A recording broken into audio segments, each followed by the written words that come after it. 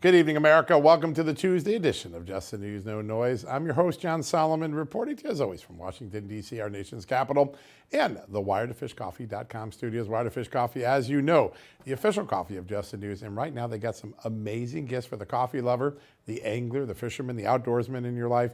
Go to WiredToFishCoffee.com and get a fantastic 20% discount by using the promo code JustNews, or just aim your camera at that QR code. You'll be in business.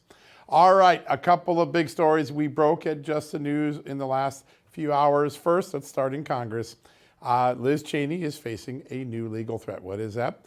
The chairman of the House Administration Subcommittee on Oversight, Barry Loudermilk, the man that reviewed the January 6th investigation, says in an official report that was released today that Liz Cheney should be referred to the FBI and that the FBI should criminally investigate her for witness tampering for her conduct with the star witness of the Democrats' 2022 summer hearings on January 6th, Cassidy Hutchinson. We've told you about the stories she told that aren't true.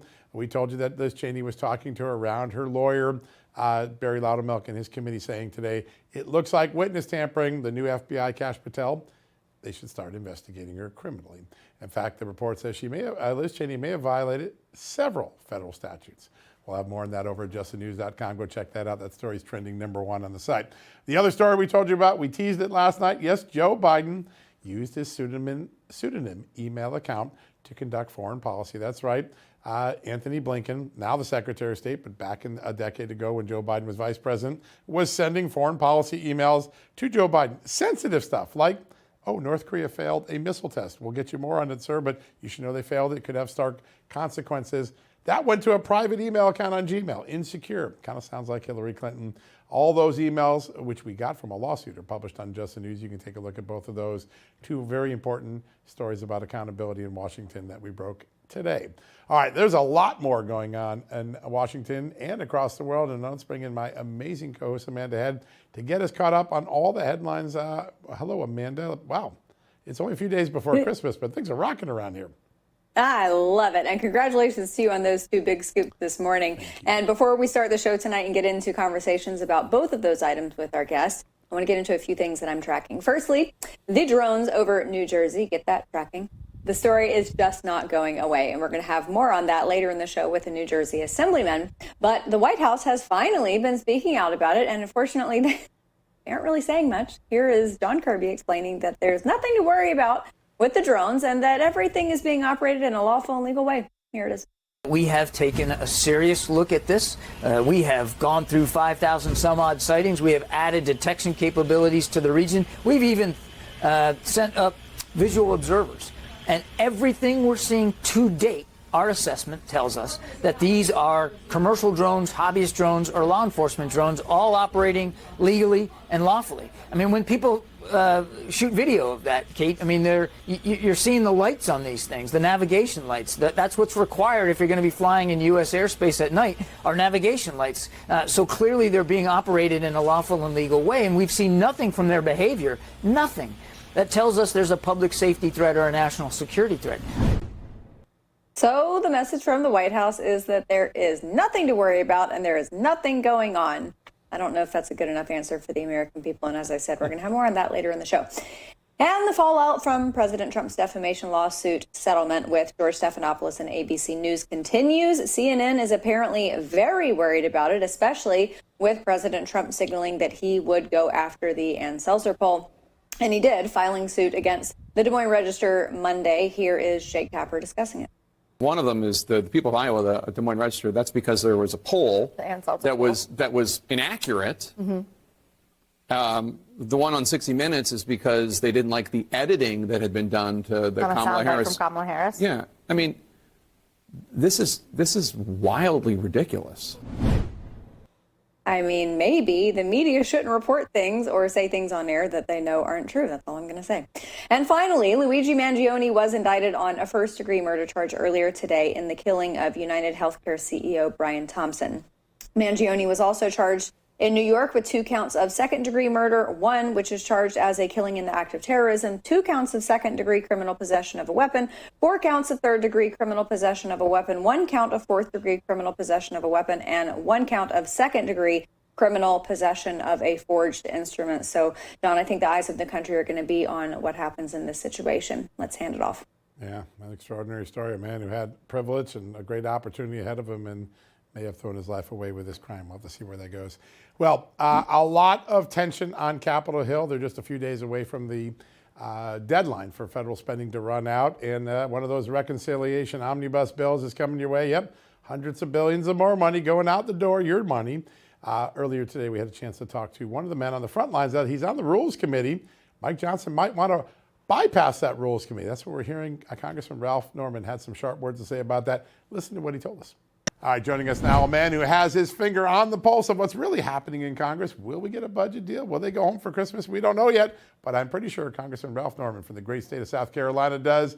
He joins us right now. Congressman, great to have you on the show. Great to be with both of y'all. All right, I'd like to get a sense of where the discussions are in the background. Is there a deal in place? Will the American people get anything out of this budget reconciliation bill that's being discussed? Well, that's a question that, we haven't gotten the text yet. It's a 1,400-page text. There's been talk of voting on a rule.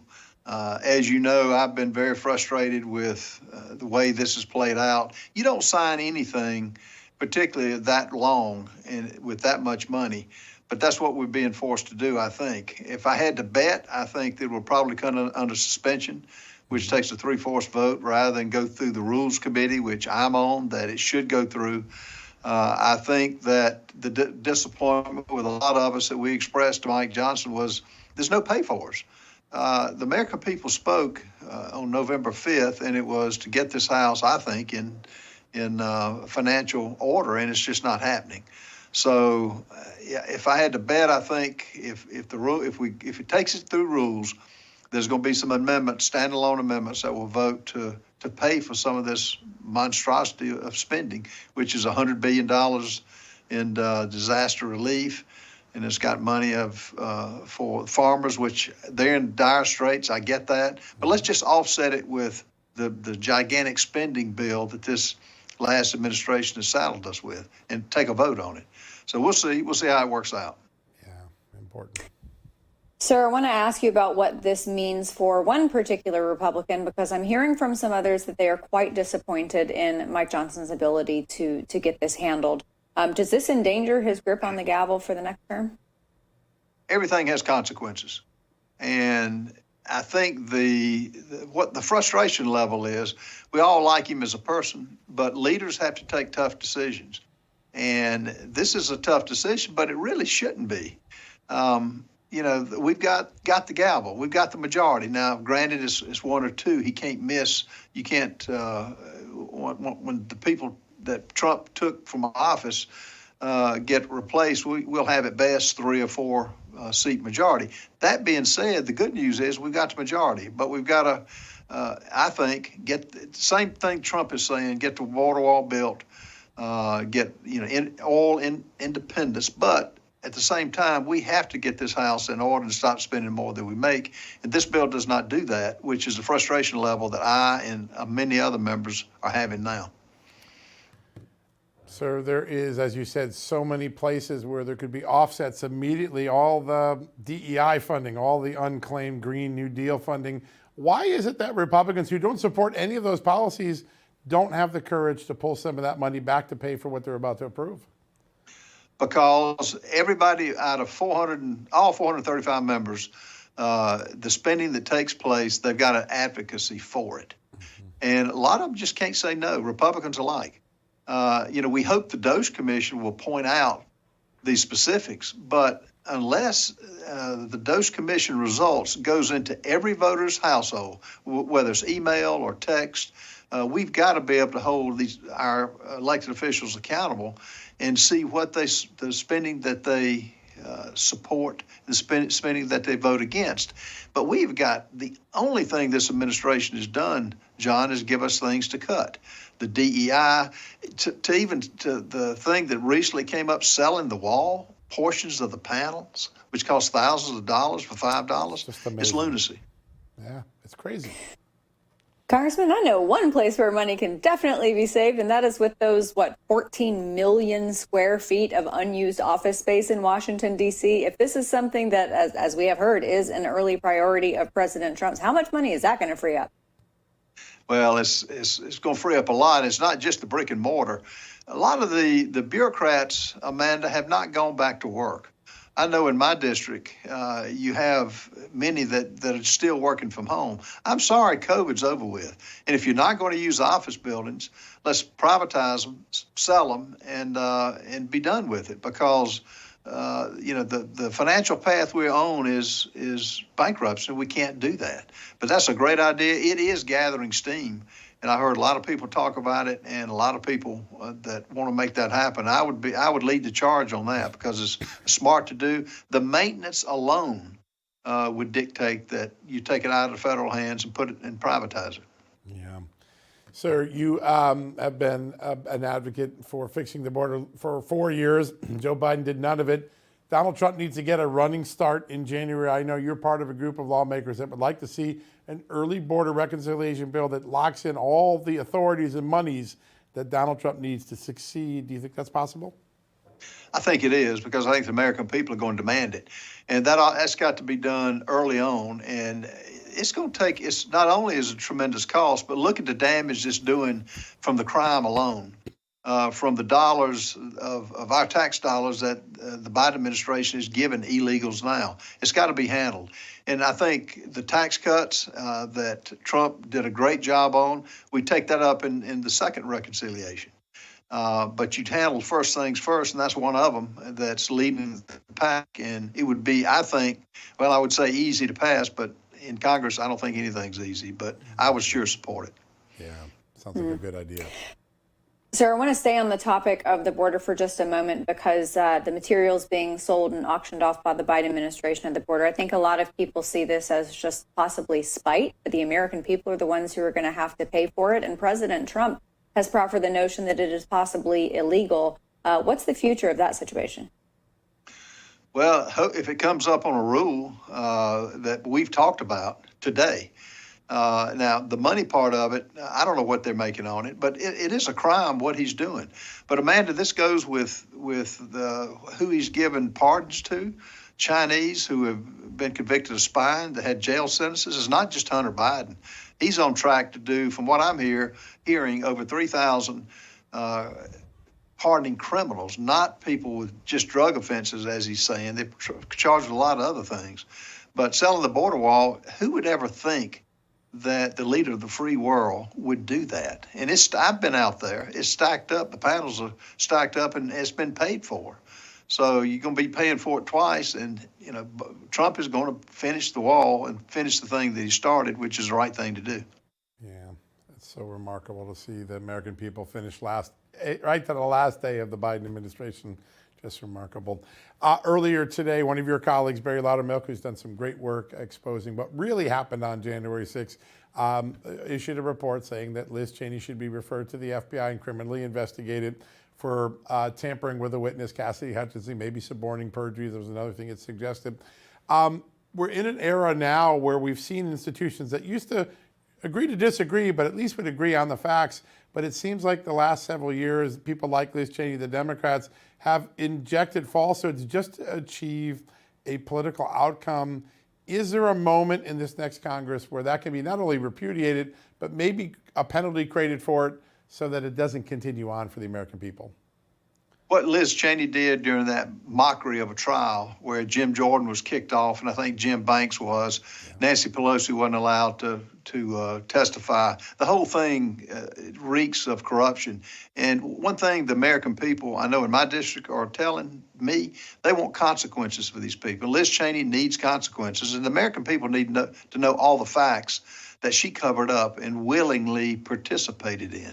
So absolutely, and it's not just them. I mean, look at what the FBI and others have done to weaponize and put people like Steve Bannon, Peter Navarro in jail.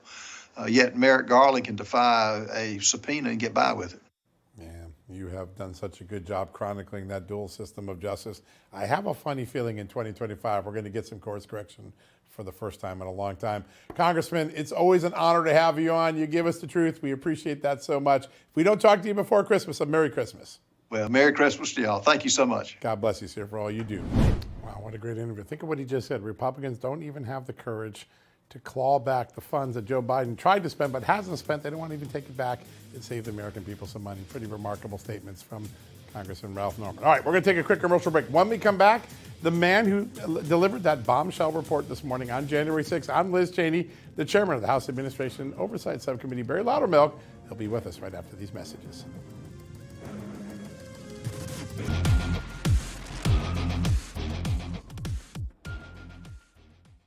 Welcome back, everybody. As John briefed us at the top of the show, a new report from Chairman of the House Administration Oversight Subcommittee, Barry Loudermilk, and published over on Just the News, as John reported on it, accuses former Congresswoman Liz Cheney of tampering with a J6 witness, Cassidy Hutchinson. We've told you all about that. And he's asking the FBI to investigate any possible criminality that occurred. So with us now to talk more about it is the man himself, the man who methodically and meticulously has pulled back the curtain on all this, Chairman Barry Loudermilk. Thank you so much for being here, sir. Well, thank you both for having me, and appreciate the coverage that you have been giving it when others just chose to ignore it and not give any reporting on what we've been uncovering. But you guys have been great. Thank you, sir. Well, the reporting kind of reflects what you experienced on Capitol Hill, because I know there were plenty of people who were not too interested in getting to the bottom of this. And frankly, under Chris Wray, I might have been worried that there would not have been earnest effort directed towards this investigation, but it's going to be a new day at the FBI, presumably Director Kash Patel. How soon can this ball get rolling, and what do you expect to come from this? Are you going to have a meeting with the FBI where you kind of walk them through some of your findings to kind of launch the whole thing over there? Well, that's what I think should happen. But we do have a little bit of a time crunch on this end is, what's going to happen in the new Congress. And that's why I've been trying to meet with the Speaker to emphasize to him the importance that we do need to continue on this investigation, especially now with a new administration who could get deep into some of the documents that we haven't been able to obtain. There's documents at Homeland Security we know exist, and we've seen some of them, but we can't get them. There's other information that's within the FBI we've requested, but they will not provide to us. So I think it's even more important that we continue on this investigation, maybe as a select committee, which I think would be very appropriate for this, that we can work within the new administration, especially in light of the revelation that just happened in the last week with the Department of Justice Inspector General reporting that there were confidential human resources on Capitol grounds and even inside the Capitol. And what I'm most interested in there, now these are basically they're informants that are embedded within the extremist groups. As you know, they're there to send intelligence to the FBI about what's going to happen, what they're planning. And some of these were supposedly pretty high level in these extremist organizations. So the question I have is to the FBI, what did you know intelligence-wise, and when did you know it, and what did you do with that intelligence prior to January 6th? If they had that many resources there embedded in who were here on the Capitol grounds, somebody had to know more details than what we've been told that they knew of what was going to happen. Yeah, that's such an important question. And you told us first, you told us a few months ago that there were a large number of informants, and you were right, sir. Really remarkable. I want to turn back to Liz Cheney, because I think most people assume, all right, Republicans and Democrats disagree in Congress, but they're going to give us the facts at least.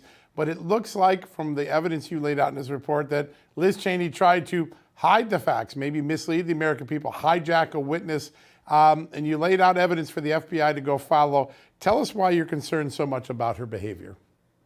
Well, for one thing is it was clear from early on in our investigation that there was a predetermined narrative, that this was all Donald Trump's doing. Now, I came into this from an unbiased perspective, and I even told Kevin McCarthy, I don't want political influence. I want to get to the truth, and whatever the truth is, we will make it known to the American people, whether it helped Donald Trump or whether the select committee was telling the truth. I just wanted to get it out there. But the further we got into this, the more we realized they had already determined what their report was going to say. They just needed to backfill it with information.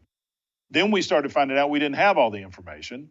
And what was missing was the information that didn't corroborate their story, especially those around their key witness.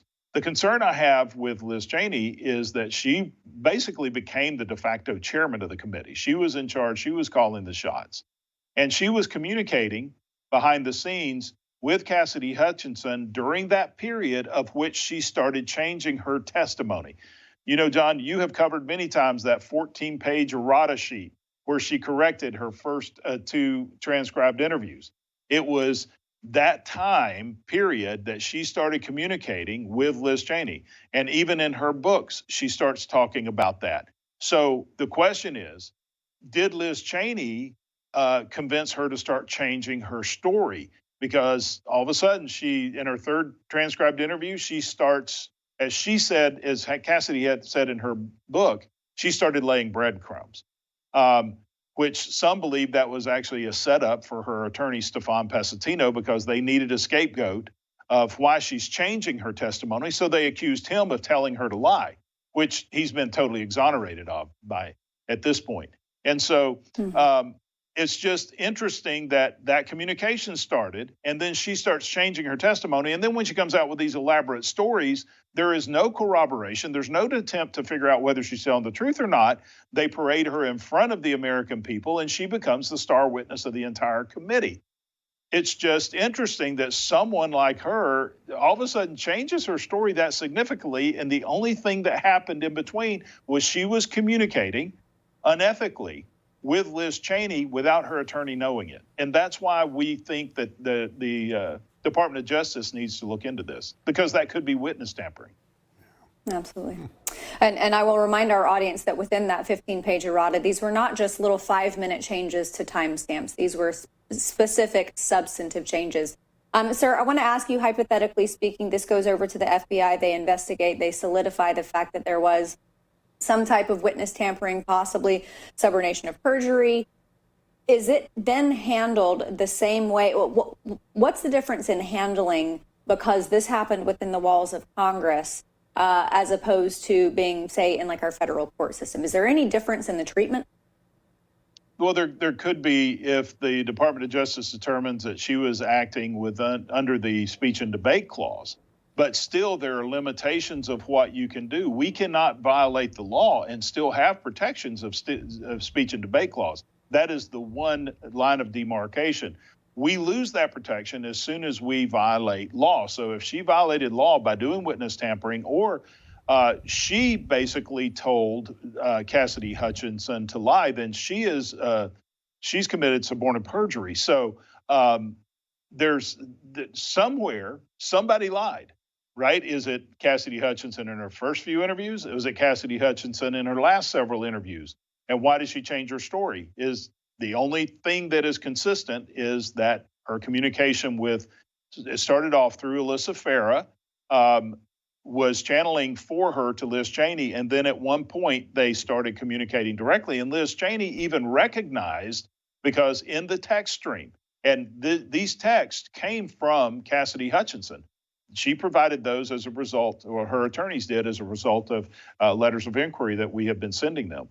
And so in that text stream, which has been made public, Liz expresses concern over having the direct communications with Cassidy because she's represented by counsel, but she continues to do it. And then according to Cassidy Hutchinson's book, Liz Cheney convinced her to fire her existing attorney, Stefan Passantino, and then Liz found her another attorney pro bono, which again, that does not seem like that it is ethical in the least that your prosecutor per se is helping find your defense witness their own attorney, okay? So I think that any legal scholar would have significant problems with the way this thing went down. Your report is so factually rich, too. A lot of very specific information that is documented really well. There's a point in the report where you say you believe that Cassidy Hutchinson lied about the authorship of a handwritten memo. And we had, I think, expected that maybe she would be brought before the committee before the end of the year. Did anyone in leadership, were you prevented from bringing Cassidy Hutchinson back? Because it seems like that's a very important part of this investigation. Well, we were encouraged to be very careful with who we brought in, and we got to a certain point where I didn't think that we needed to bring her in directly because they were very cooperative with providing us information. Right. And so I think it was, several internal decisions as if we can conduct this without bringing her before a committee for a public hearing, it would be best to work off that information. And it was around that time that she provided us with Text messages, right? all these text messages. But yeah, there is more of this investigation that needs to take place, and there's probably more conversations that need to happen with Cassidy, especially at this point, to directly ask her, why did you change your testimony, and what was it that you and Liz Cheney were talking about? Very important stuff. Mr. Chairman, I know for you it probably feels like much of this process has been swimming through peanut butter, but the fruits of your efforts are starting to come out, as they have been, and we appreciate so much what you have done for the American people, and we look forward to more of this in the next year. Well, thank you both, and again, thank you for you exposing the light of transparency on this whole situation. Thank you, sir. Well, we couldn't do it if it weren't for you, so thank you, sir. Well, Thank you. All right, everybody, coming up after the break, more about those drones. We're still talking about the drones over New Jersey, and we still don't have many answers. So we're going to talk about that after the break.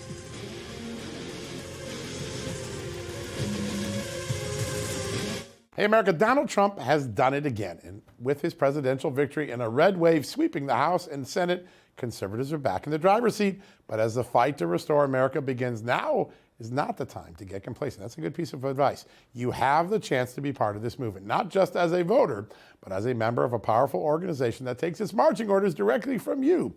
AMAC, the Association of Mature American Citizens. I'm a card-carrying member. AMAC is the conservatives' alternative to the AARP.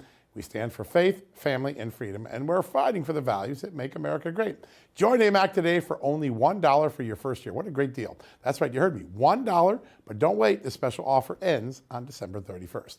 Donald Trump is building his team, and you can be part of it. Join AMAC today and help us continue the fight for a brighter, freer future. Visit amac.us/justnews now to claim your $1 membership and make your voice heard. That's AMAC, amac.us/justnews. Together, we can keep the momentum going.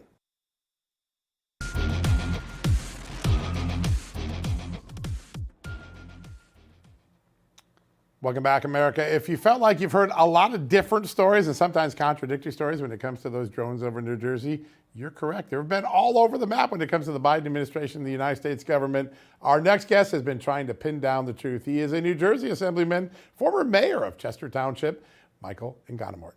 Sir, good to have you on. Thank you very much, John. Appreciate it. All right. I know you've worked really hard to try to get some semblance of truth out of the government. Tell us where we stand in that search for truth and what frustrations you might have. Well, I appreciate it. I mean, you got to keep in mind, we are in week 4, and we're basically in week 5 now on this situation in Northwest New Jersey, which is where this whole thing originated. We've been looking out our windows, walking outside, looking up in the air at anywhere from 1, 2, up to a dozen drones circling our homes, our neighborhoods, our communities. I remember getting the first call from a mayor in the district that I represent on November 18th. And for those first 3 or 4 weeks, it was radio silence. In the past week or so, there's been some, at least, communication from the federal government. But as you alluded to in the opening, it's been total mixed messages. We hear different things on different days at different hours from the administration. John Kirby yesterday said, no, these are mostly planes. Don't worry about it. Mayorkas has basically said the same thing. These are primarily planes and hobby drones, and it's not something we should worry about. My question for these guys is, what number of unidentifiable drones above my house is acceptable? At what point may I worry, Secretary Mayorkas? I understand there's planes out there and there are plenty of drone enthusiasts flying their own drones around. I understand that. I appreciate that. And it's possible not every dot in the sky we see is in fact a drone. But we do have confirmation from military bases here in New Jersey that there are indeed drones, unidentifiable drones zipping around our neighborhoods. And my question for the administration is, if we don't know who they are, what they are, where they came from, and what they're doing here, how many is acceptable, and at what number can I start worrying? Great question. That's a very valid question. Michael, is there a chance, because I remember the first time that someone pointed out water towers on the tops of buildings in New York City. Once I saw one, I saw them everywhere. They were on the top of every roof and sometimes multiples. Is there a chance that maybe people haven't really been looking up a lot at night, and now because this is a part of the news cycle that people are seeing them everywhere? Is there any chance that these are just hobby drones? I know that typically they're flying a little lower than they should be, but is there any chance that there is this innocent explanation? Well, it's a fair question, Amanda. I appreciate you asking it. Yes, as I said, not every light blinking in the sky is, in fact, an unidentified drone. Yes, we know there are airplanes flying through the sky. Yes, we know many hobbyists have started flying their own drones in an attempt to get a closer look at the unidentifiable drones. So again, we're being measured and reasonable here, but at the same time, we do have confirmation. You don't just have to take my word for it. We have confirmation from Picatinny Arsenal here in Northwest New Jersey that there are numerous unidentifiable drones flying in our airspace. And, we can quibble about the exact number, but I reiterate my question. At what point may we start to worry President Biden, Secretary Mayorkas, John Kirby? They need to, I think one unidentifiable drone flying over a military base in the United States of America is one too many. And if they are not, in fact, an operation of the U.S. military, as the Pentagon said this morning, and if we take them at their word, then it is time to safely and securely take these drones out of the sky. So a lot of people say, I know when you fly a big plane, there's a flight plan and you know what space you're crossing through. With drones this size, are there any flight plans? Is that part of the problem that you can't track these because there are no flight plans for these large flying objects? Great question for the administration. I wish you luck getting an honest answer out of them. Yeah, to my amateur eye, yeah, good luck, John. To my amateur eye, I can't tell. I see them going left, right, up, down, and everywhere in between. Occasionally, we've actually seen these drones form a line where 6, 7, or 8 of them form a line above us. That seems to be coordinated, if you ask me, and it's what makes us operate under the assumption that these drones are part of a coordinated effort in some way. So again, we're operating in darkness here. We are not getting any answers from the administration. They tell us everything that these drones are not. They have never told us what these drones are. And if they can't answer that question, or if they're not willing to answer that question, what these drones are, I believe they are overdue to take action, whether that is the military, the New Jersey Air National Guard, which of course is part of the military, or maybe even the New Jersey State Police, authorizing them to take down a few of these drones. Let's start with that. Let's take down a few of these drones in a safe and secured and controlled way, to look at them up close and see them up close and do our best to identify the darn things. Yeah, seems like a good idea. Michael, I know that New Jersey is not the #1 state for gun ownership, but there are plenty of gun owners in New Jersey. Is there a concern for you that at some point, sometime down the road, probably soon down the road, that there are going to be some enterprising New Jerseyans who decide that they want to save New Jersey on their own? I've wondered that myself. What you say about New Jersey on the whole, I suppose is true, but the district I represent in Northwest New Jersey absolutely is a 2A district. And I'm proud to be a legislator who has been fighting for the Second Amendment and legal gun owners in New Jersey down in the State House in Trenton. So I do wonder to myself sometimes why a resident hasn't tried to take out one of these drones on their own. And I'm not suggesting that they do, because at the end of the day, this is the job of our federal government to handle these unidentified objects in the sky. That is their job, not residents. I think part of the reason, though, Amanda, to answer your question a little more specifically, these drones are pretty high up in the sky. So I think it might be difficult for your average gun-owning resident, New Jersey resident, to try to take them out on their own. Again, I'm not suggesting they do, and I wouldn't condone them if they did so. We really need federal engagement here, federal leadership, and some involvement. So I will state for the record, a few weeks ago, a Southwest plane got hit by a bullet. Yeah, that's right. Yeah, again, not suggesting that sounds like a dangerous situation, but this is where we need our federal government to step in and provide that leadership. Yeah. So real quickly, in the last 24 hours, there's been an addition to the list of possible explanations. Law enforcement is a possible Secret Service. Some of these other federal agencies are doing some law enforcement work and checking out technology. That seemed to be an addition to the list in the last 24, 48 hours. I think you're right, John. That has been added to the list. Again, we don't know. These are theories. These are assumptions. These are our own, attempts at speculating at what it is that's going on up there. And if it is what you described, some type of operation by the Secret Service, I think if the federal government and the Secret Service in particular had just come clean from the start, and said, we are going to engage in a military exercise, and we are doing so for this general reason, I think most New Jerseyans would give the Secret Service a good amount of deference to execute on that mission. But because they haven't done so, it's either a really bad attempt at PR or they truly don't know what's going on. And if it's the latter, you got to start taking the drones down. It's one or the other. This is a binary choice. Come clean or take them down. That's a great point. One thing I know the good people of New Jersey and your district know, you really have been fighting for the truth. You've just been going at it, and I think they're greatly appreciative that you're looking out for them. And we're going to get you back on as we get more about this. But good to have you on, Assemblyman. Thanks for joining us today. We're not stopping it. I appreciate it. Thank you very much, John and Amanda. Pretty awesome to have you on. Thank you, sir. All right, folks, we're going to take a quick commercial break. We got a big question to ask in the next segment. How can we fix the FBI? We had a lot of big discussions on that. Joining us, former FBI Executive Director Chris Piota. He'll be here to join us in just a second.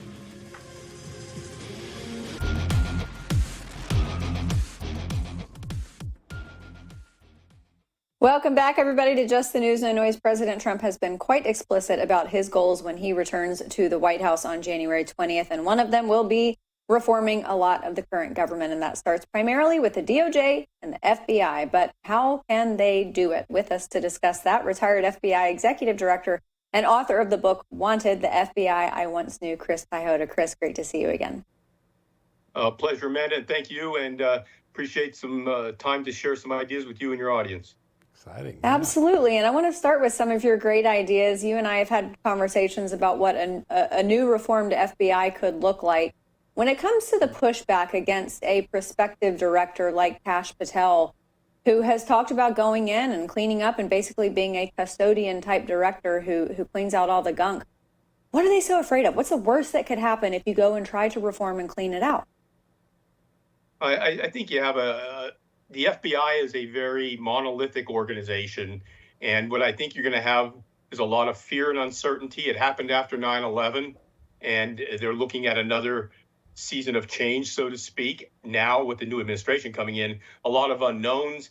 And I hate to say it, but I think there's a certain level of organizational ego and hubris that will opposing force for someone to come in and look at some foundational changes for the organization. Yeah. So you wrote a very important book, one of my favorite books of the last couple of years, Wanted, the FBI I Once Knew. And I think this title summarizes what so many in the field. They want to get back to the FBI that solved crimes, had good ethics, didn't do politics, just did crime. How wide is that sentiment right now? And how helpful could that be for the rank and file to rally behind a guy like Kash Patel to get the Bureau back to that mission? What we're looking at is people want to go back to the Bureau of old when it comes to the values, the beliefs, the culture, the leadership environment, the operational practices that made the Bureau legendary. And we've drifted away from those over the years. And the Bureau after 9/11 was, I'll use the term, corporatized. We had some consultants come in after 9/11 at the direction of the national leadership, and the FBI started trying to run itself as if it was a Silicon Valley software company or a bank. And at its soul, the FBI is neither of those types of organizations. It is a mission organization, it is a protective function, and it is a national security function that keeps us safe, and it also combats crime problems. Yeah. So the FBI is a complex operating environment. People want to get back to, let's get some cases in, let's get some work done, let's protect the American people, and not be so interested in some of the social distractions and some of the other political matters that have kind of taken root. Yeah, great point. Chris, last night on our show, we had former FBI agent, now whistleblower Garrett O'Boyle, and he talked about how many of the former agents who he has spoken to are actually excited about having some new leadership, some fresh blood on the 7th floor of the FBI building. Your thoughts on what type of reform, what is the percentage of change that can happen at that organization just by doing a Tetris-style wiping out of the 7th floor? You're looking at probably at least a 60 to 70% solution.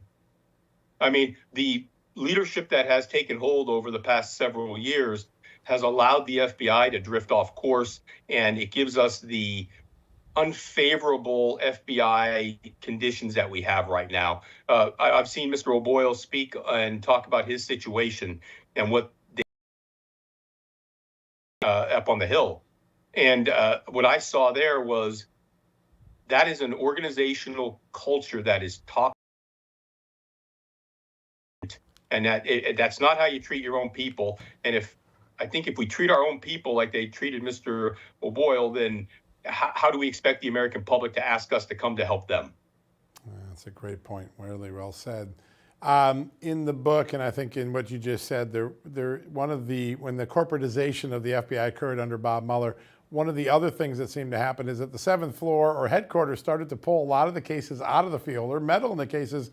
And when the FBI is best, they leave the cases in the field and the agents who are closest to the crime do the best work. Why was that temptation to meddle so often in cases from headquarters when it didn't happen for much of the FBI's history? Well, after the spectacular event on 9/11, we were seen as having failed. And headquarters sought to maintain centralized control over the counterterrorism programs and the counterintelligence programs and all the national security work.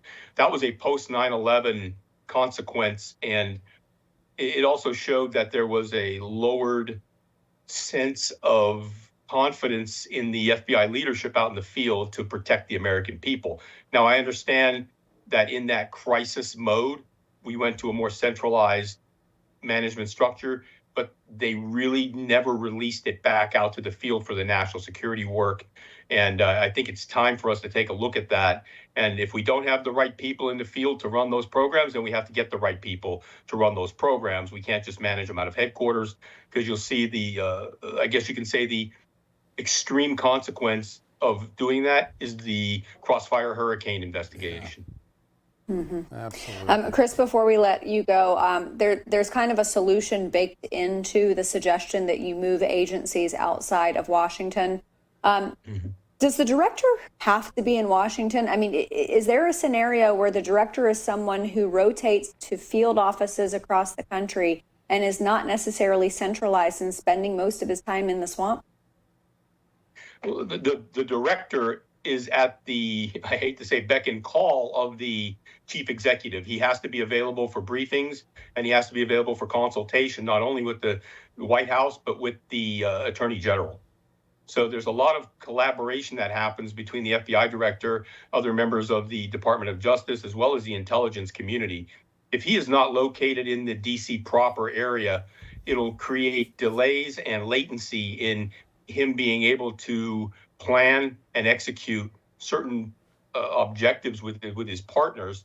And also, I think that moving the FBI out of DC could have its own challenges. If you have a defective culture at the FBI now and you move them to Oklahoma, now you're taking a defective culture in an organization and you're taking them away from the potential oversight from the Hill and Department of Justice and other people who would be able to look at the FBI and put those parameters and guidelines in for them. And I don't think moving a defective culture out of DC is a solution. Good point. And considering the reputation of the agency right now, I'm not sure Oklahoma would take them. I feel like this is a hot potato and nobody really wants it. So I guess DC it is. Chris Piotta, retired FBI executive director and author of the great book. Everybody go check it out. It's called Wanted, the FBI I Once Knew. Chris, thanks so much for joining us tonight. And coming up, everybody, what should President Trump's policies be with respect to AI? We're going to talk about that after this break.